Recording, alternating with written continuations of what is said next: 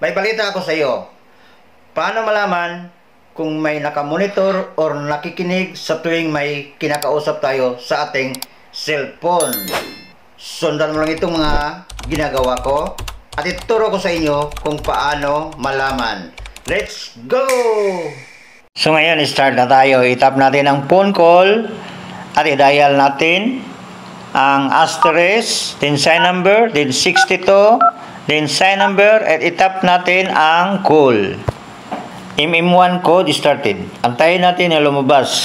So ngayon, kung dalawa ang ang SIM card sa inyong cellphone, so mamili ka, example, SIM 1 or SIM 2.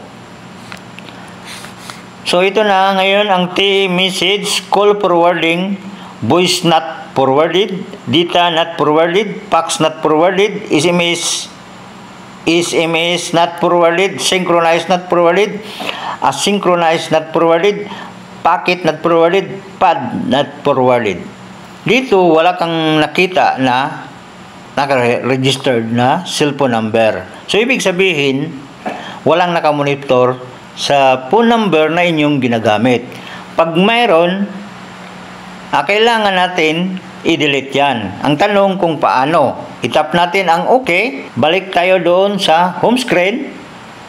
Diyan, i-tap natin ang phone call. I-type natin ang sign number, dalawang sign number, dalawang 0, at number 2, at sign number, at i-type natin ang call. MM1 code started. Antayin natin na lumabas ang result ng TM.